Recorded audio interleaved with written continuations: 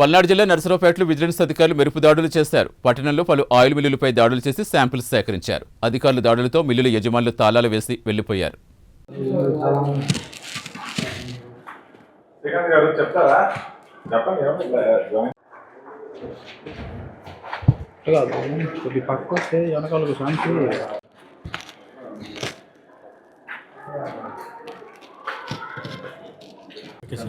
నమస్కారం అండి.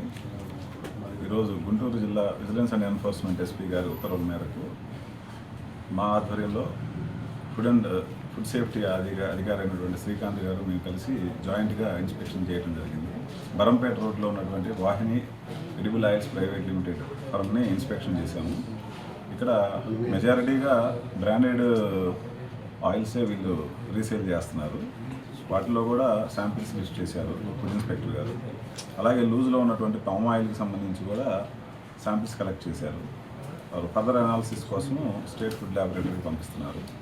అలాగే ఈ ఇన్స్పెక్షన్లో లీగల్ మెట్రాలజీ అధికారులకు కూడా ఇన్ఫర్మేషన్ ఇచ్చాము.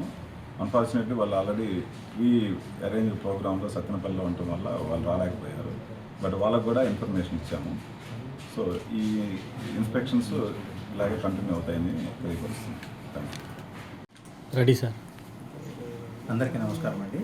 ఈరోజు నర్సరావుపేట పట్టణంలో vigilance and enforcement officials plus food safety department వాళ్ళు సంయుక్తంగా Vahini Edible Oils Private Limited mill మీద సంయుక్తంగా దాడులు చేశాము. వాటిల్లో లూజ్ ఆయిల్ 8,000 లీటర్స్ కెపాసిటీ ఉన్న ట్యాంక్లో 1,800 లీటర్స్ పామ్ ఆయిల్ లూజ్ ఉంది. అది శాంపిల్ లిఫ్ట్ చేశాము. అనాలిసిస్ నిమిత్తం స్టేట్ ఫుడ్ ల్యాబొరేటరీ హైదరాబాద్కు పంపిస్తాము. మిగతా ఈ సీల్ ప్యాకెట్స్ బ్రాండెడ్ ఐటమ్స్ కూడా ఉన్నాయి. అవి కూడా శాంపిల్ లిఫ్ట్ చేయడం జరిగింది.